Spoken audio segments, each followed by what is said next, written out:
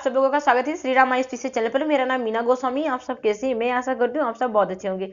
आप सबको राधे राधे, जय जय श्री कृष्ण। जैसे कि हम लोग पिछली क्लासेस में पढ़ चुके थे, हमारा स्वर पूरी तरह से समाप्त हो चुका है गाइस। आज हम लोग व्यंजन पढ़ेंगे, ठीक है। और जो भी मेरे नए विद्यार्थी, मैं उनसे ये चीज कहूंगी कि आप पिछली क्लासेस जरूर देख लीजिए, जिससे आप लोगों को वर्णमाला स्वर अच्छी तरीके से समझ पाएंगे, ठीक है। तो आज हम लोग स्टार्ट करेंगे व्यंजन। व्यंजन और व्यंजन में स्टार्ट करने से पहले हम लोग थोड़ा सा पिछली क्लासेस का रिवीजन कर लेते हैं कि पिछली क्लासेस में क्या क्या पढ़े थे।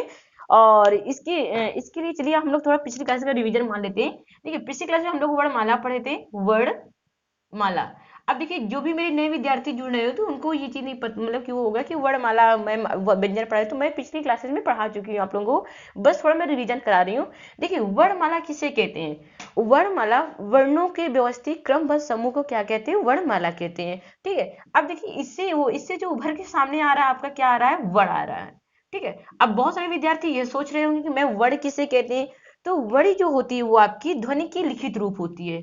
ध्वनि की लिखित रूप होती है, लिखित रूप होती है, ठीक है। अब देखिए, यहाँ से बहुत सारे विद्यार्थी, जो भी मेरे नए विद्यार्थी होंगे, वो ये सोच रहे हैं मैम ध्वनि की लिखित रूप होती है। कहने का मतलब ये चीज है कि जब हम किसी से बातचीत करते हैं और जो भी हमारे मुंह से आवाजें निकलती है वो हमारी क्या होती है? ध्वनि होती है। जब मतलब उसी उसी उसी मतलब ध्वनि को जब हम चिन्हित कर देते हैं, मतलब लिख देते हैं, तो वो मतलब हमारे क्या बन जाते हैं? वो हमारे वर्ण बन जाते हैं, ठीक है। अब इसी तरह हम लोग आते हैं, देखिए वर्ण के कितने मतलब रूप होते हैं। एक आपका होता है स्वर होता है, दूसरा आपका व्यंजन होता है।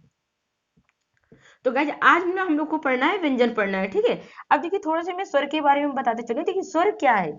अगर स्वर की डिफिनेशन की बात करें तो मतलब जो स्वर होते हैं वो आपको तो स्वतंत्र रूप से बोले जाते हैं, इन पर किसी का बाउंडेशन नहीं होता है। और स्वर होते कौन कौन से?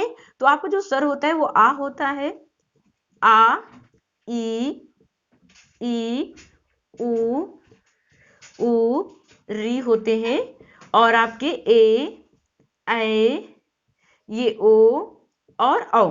तो गाइस ये मतलब आपके स्वर होते हैं। स्वर स्वतंत्र रूप से बोले जाते हैं, और जो स्वर होते हैं वो आपके कितने होते हैं गाइस?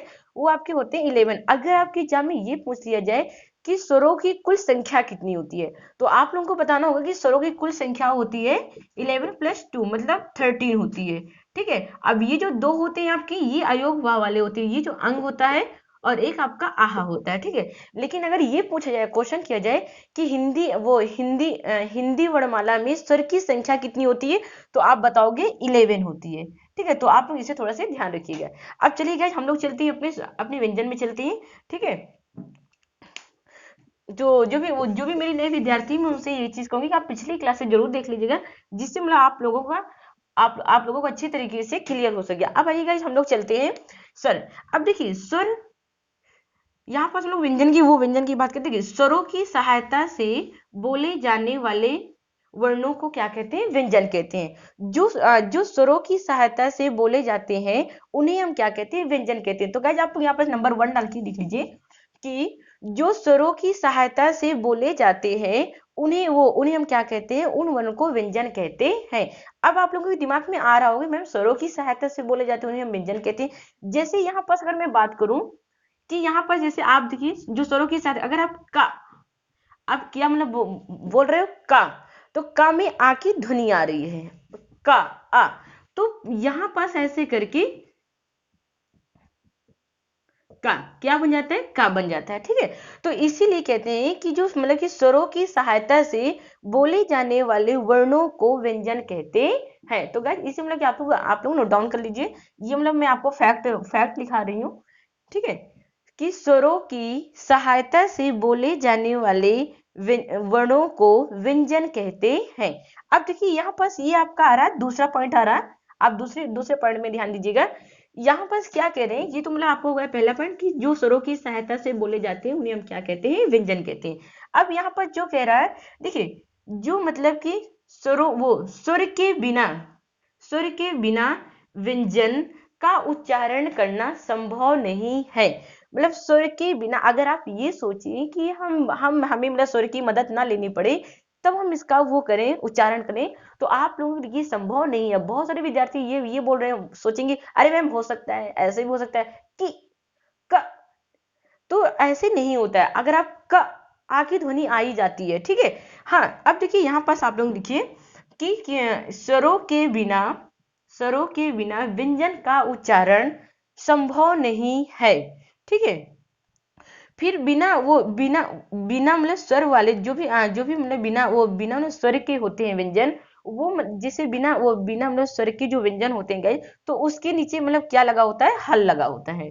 जो भी मतलब कि कहने में यहाँ पास आप लिख लीजिए कि बिना स्वर वाले व्यंजन के नीचे हल लगा होता है। यहाँ पास आप जहां जहां लिखिएगा कि बिना स्वर वाले व्यंजन के नीचे हल, तो आप वहां पास हल में ऐसे कर दीजिएगा, ठीक है। ये हल लगा होता है, हल लगा होता है, यहाँ पास हल लगा होता है, जिसे आधा व्यंजन भी कहते हैं, जिसे गाइस हम क्या कहते हैं, उसे हम आधा व्यंजन भी कहते हैं, ठीक है। तो यहाँ पास आप हल करके ऐसे ब्रैकेट के अंदर कर लीजिएगा, ठीक है, कि हल लगा होता है। जो गाइस बिना मतलब स्वर वाले व्यंजन होते हैं उसके नीचे क्या लगा होता है, हल लगा होता है। जैसे यहाँ पास हम बात करें, अब देखिए यहाँ पास बिना जो स्वर वाले व्यंजन होते हैं, अब ये जो बिना स्वर वाले व्यंजन होते हैं उसके नीचे क्या लगा होता है, हल। अब ये इसका वास्तविक व्यंजन बन गया, अब ये क्या बन गया, इसका वास्तविक व्यंजन बन गया, ठीक है। जो मतलब बिना मतलब स्वर के व्यंजन होते हैं वो कैसे होते हैं, उसके नीचे क्या लगा होता है, हलंत लगा होता है, मतलब हल लगा होता है, ठीक है। तो यहाँ पास मतलब कि ये आपका, अब चलिए हम लोग तीसरे पॉइंट में आते हैं गाइस। अब देखिए यहाँ पास आपका जो तीसरा पॉइंट है, यहाँ पास ये हो गया। अब देखिए हिंदी वर्णमाला में अगर आपसे ये बात की जाए कि हिंदी वर्णमाला में व्यंजनों की संख्या कितनी होती है, तो आप गाइस क्या बताओगे कि हिंदी वर्णमाला में,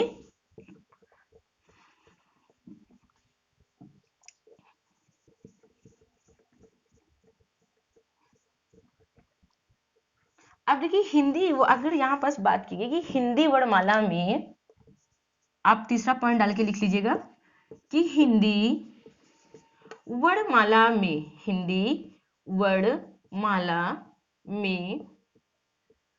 व्यंजनों की संख्या अब देखिए हिंदी वर्णमाला में व्यंजनों की संख्या, यहाँ पास निर्देशक चिन्ह लगा लीजिए, ठीक है। अब यहाँ पर देखिए कितने होते हैं, 39 होते हैं।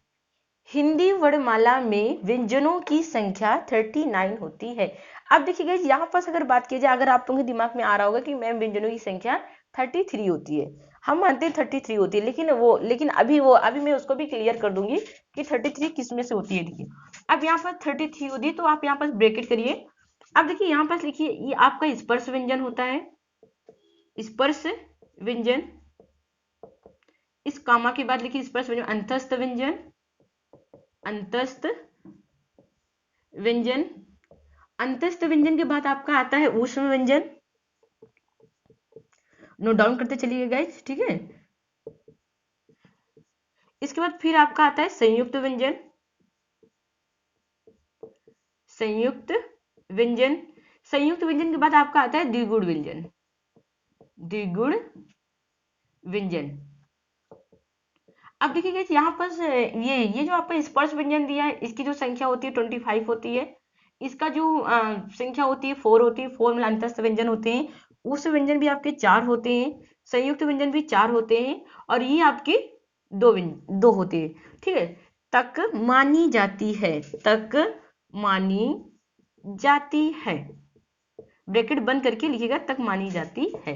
तो गाइस इसे आप लोग नोट डाउन कर लीजिए कि हिंदी वर्णमाला में व्यंजनों की संख्या 39 होती है। कौन कौन सी, स्पर्श व्यंजन, अंतस्थ व्यंजन, ऊष्म व्यंजन, संयुक्त व्यंजन और द्विगुण व्यंजन होती है, तक मानी जाती है गाइस। तो जब गाइस हम लोग जब आगे पढ़ेंगे तो एक एक चीज हम डिटेल से पढ़ते चलेंगे, ठीक है। तो अभी से मत आप ऐसे मतलब लिख लीजिए इसको।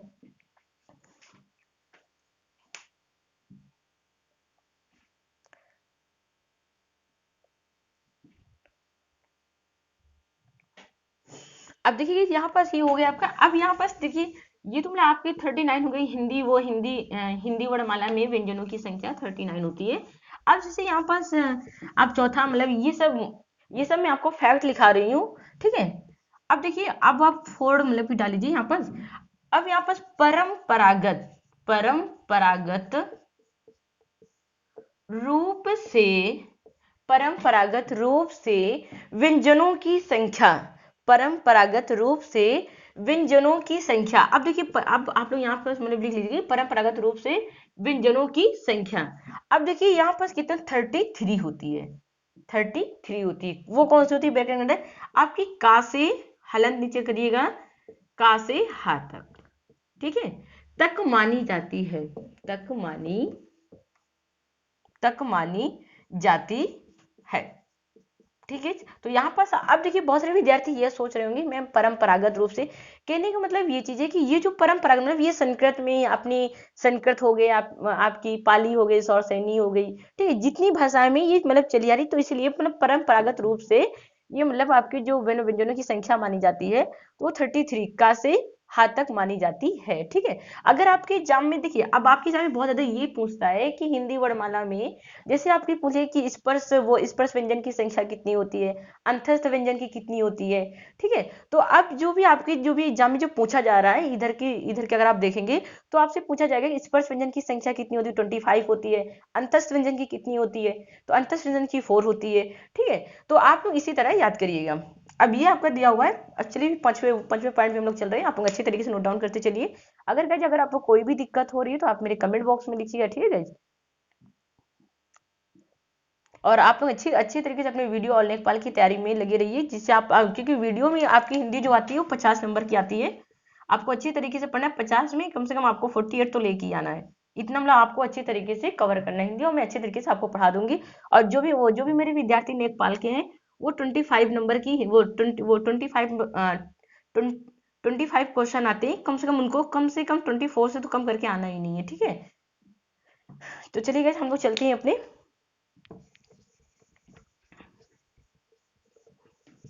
अब हम लोग आते हैं 5वें पॉइंट पर। तो आज जितनी भी मतलब व्यंजन की जो भी फैक्ट होगी उसे हम अच्छे तरीके से पढ़ लेंगे, ठीक है। फिर आगे के लेक्चर में हम लोग कवर करेंगे उनके प्रकार। तो आप मतलब 5वें पॉइंट में गौर करिए। देखिए यहाँ पर जो लिखा हुआ है कि समानतः प्रत्येक व्यंजन, ठीक है, समानतः प्रत्येक व्यंजन में आ स्वर लगा होता है, आ स्वर लगा रहता है। जिस व्यंजन के नीचे, देखिए अब यहाँ पर दिया हुआ है कि मतलब कि जिस व्यंजन में आ स्वर लगा होता है उसके नीचे हलंत नहीं होता है। कि यहाँ पास कामा करके लिखे गए कि जिस व्यंजन में आ स्वर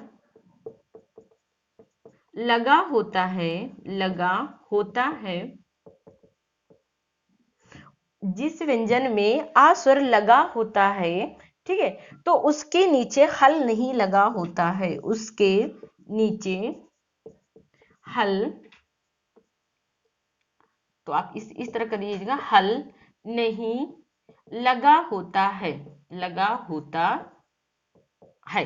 अब देखिए यहाँ पर दिया हुआ है कि देखिए उसके नीचे हल नहीं लगा होता है, मतलब समानतः प्रत्येक व्यंजन में आ स्वर लगा रहता है।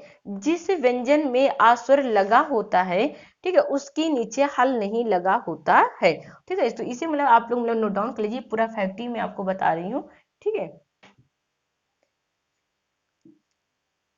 अब देखिए यहाँ पर दिया हुआ है कि भिन्न भिन्न स्वरों के साथ, भिन्न भिन्न स्वरों के साथ, भिन्न भिन्न स्वरों के साथ, मतलब यहाँ पर जो दिया है कि भिन्न भिन्न स्वरों के साथ व्यंजनों का जो प्रयोग करते हैं वो निम्न प्रकार से करते हैं, ठीक है।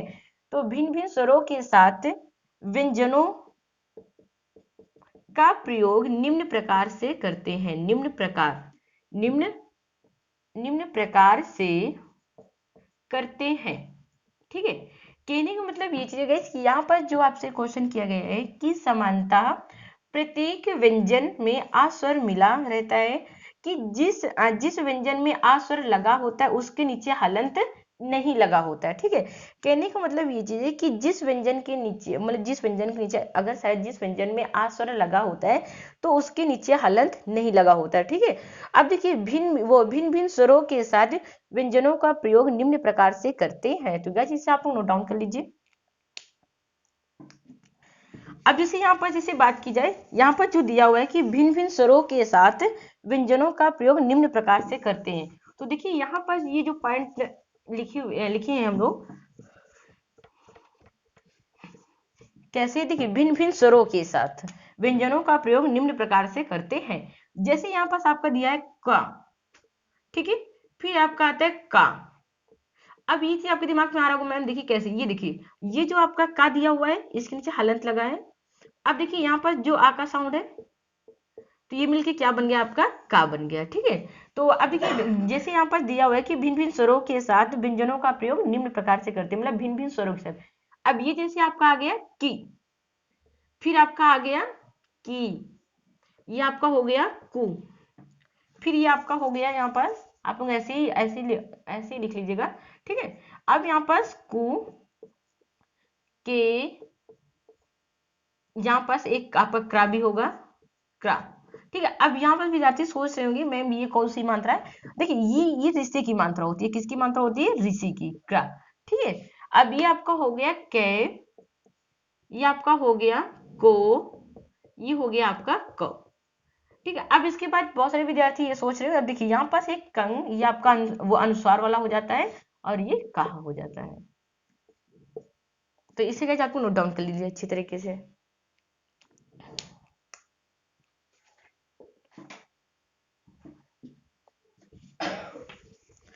अब देखिए हम लोग आते हैं, अब यहाँ पर देखिए एक हलंत और एक अजंत जो आपकी एग्जाम में बहुत ज्यादा ही पूछा जाता है।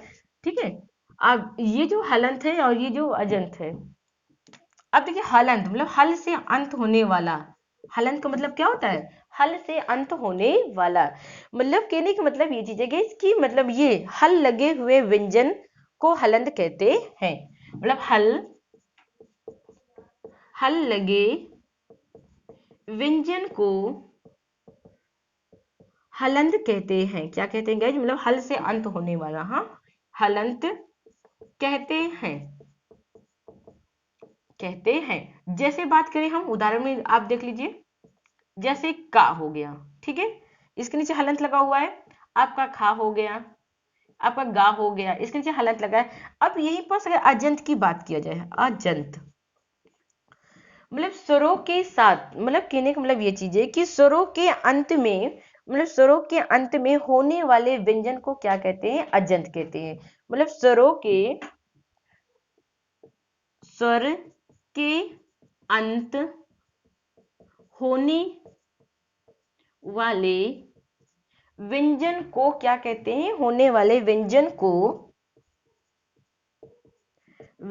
को अजंत कहते हैं। क्या कहते हैं, अजंत कहते हैं। ठीक है, तो कहने का मतलब ये चीज है, ये जो अजंत दिया हुआ है, देखिए हलंत किसे कहते हैं, हलंत मतलब जो मतलब कि हल से अंत होता है। ठीक है, कि हल लगे व्यंजन को हलंत कहते हैं। जैसे उदाहरण में ये आपका उदाहरण दिया हुआ है।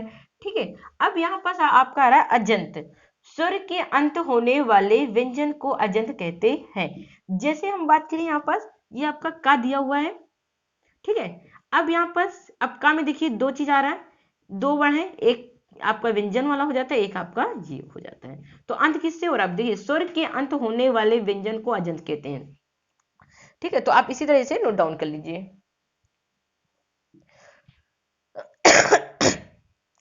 अब देखिए कि यहाँ पर जो दिया हुआ है, हम लोग आते हैं, अब देखिए अब यहाँ पास अगर बात की जाए कि हिंदी वर्णमाला किसको किसको याद है, हिंदी वर्णमाला किसको किसको याद है। देखिए हिंदी, क्योंकि हिंदी जो वर्णमाला होते हैं बहुत सारे बच्चे बीच में ही भूल जाते हैं। तो यहाँ पर चलिए,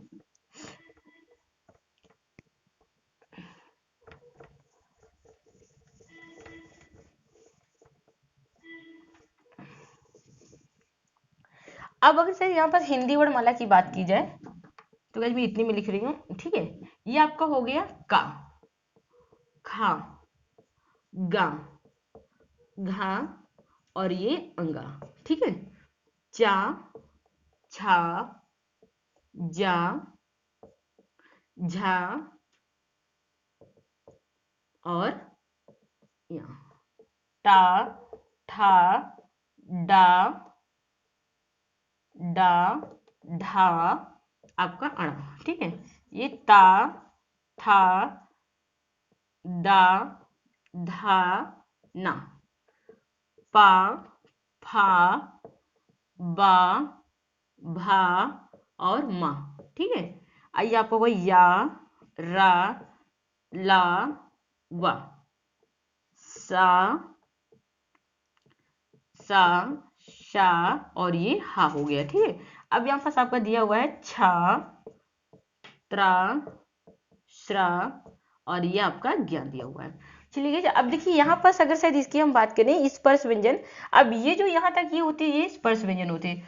तो एक मिनट गाइस आप थोड़ा सा लिख लीजिए कि यहाँ पर लिखिए कि व्यंजनों की प्रकार, फिर मैं इसको डिफाइन करते चलूंगी। व्यंजनों के प्रकार, व्यंजनों के प्रकार। अब देखिए यहाँ पर व्यंजनों के कितने प्रकार होते हैं, तो गाइस आप लोग मतलब लिख लीजिए कि हिंदी वर्णमाला में व्यंजनों के 5 प्रकार होते हैं। हिंदी वर्णमाला में गाइस आप लोग लिख लीजिए कि हिंदी वर्णमाला में व्यंजनों के 5 प्रकार होते हैं। अब देखिए वहां पर अगर बात की जाए हम लोग स्वर में कई प्रकार से पढ़े हैं। ठीक है, तो जैसे मतलब कि अगर सर मैं स्वर की यहाँ पर थोड़ा सा मैं बात करूँ, थोड़ा मैं पिछली क्लासेस में चलती हूँ। अगर शायद हम लोग स्वर में पढ़े थे तो स्वर के कितने प्रकार पढ़े थे, कई प्रकार। एक मतलब आपके पढ़े थे हम लोग ये मतलब उत्पत्ति के आधार पर पढ़े थे, और एक उच्चारण काल के आधार पर पढ़े थे। ठीक है, और एक जीव के प्रयोग के आधार पर पढ़े थे, और एक आपकी थी ओंठ की स्थिति के आधार पर पढ़े। तो इसी तरह गाइस यहाँ पर हम लोग व्यंजनों के प्रकार पढ़ रहे हैं। अब देखिए व्यंजनों के कितने प्रकार होते हैं, 5 प्रकार के होते हैं। तो आप लोग देख लीजिए कि हिंदी वर्णमाला में व्यंजनों के प्रकार 5 प्रकार के होते हैं। मतलब हिंदी वर्णमाला में व्यंजन 5 प्रकार के होते हैं। वो कौन कौन से होते हैं गाइस आपके, एक तो आपका हो जाता है स्पर्श व्यंजन। अब गाइस हम लोग डिटेल से इसको पढ़ेंगे। स्पर्श व्यंजन हो जाता है। इसके बाद फिर आपका आता है अंतस्थ व्यंजन, अंतस्थ व्यंजन। अंतस्थ व्यंजन के बाद आपका आता है ऊष्म व्यंजन, ऊष्म ऊष्म व्यंजन। अब ऊष्म व्यंजन के बाद आपका आ जाता है यहाँ पर ऊष्म व्यंजन में संयुक्त व्यंजन आता है गाइस, संयुक्त व्यंजन होता है। ठीक है, और ये आपका संयुक्त व्यंजन के बाद आपका आ जाता है गाइस यहाँ पर द्विगुण व्यंजन आ जाता है, द्विगुण व्यंजन। ठीक है, तो ये मतलब रहे व्यंजनों के प्रकार रहे आपके। ये जो आपके होते हैं स्पर्श व्यंजन, ठीक है, स्पर्श व्यंजन हो गया, अंतस्थ व्यंजन हो गया, ऊष्म व्यंजन हो गया, संयुक्त व्यंजन हो गया, ये द्विगुण व्यंजन हो गए। तो अब गाइस हम लोग इसे बड़े डिटेल से पढ़ेंगे। कल की क्लासेस में इसे मैं डिटेल से पढ़ाऊंगी, और कल ही मतलब इसके बारे में मैं अच्छे तरीके से बताऊंगी कि स्पर्श व्यंजन कौन से होते हैं, इसमें अंतस्थ व्यंजन कौन से होते हैं, ऊष्म व्यंजन, आपका संयुक्त व्यंजन कौन से होता है। तो कल मैं गाइस आपको अच्छी तरीके से डिटेल से पूरा पढ़ाऊंगी। तो आप लोग अच्छे तरीके से तैयार होकर आइएगा, अच्छे से रिवीजन करके आइएगा। ठीक है, ओके, धन्यवाद।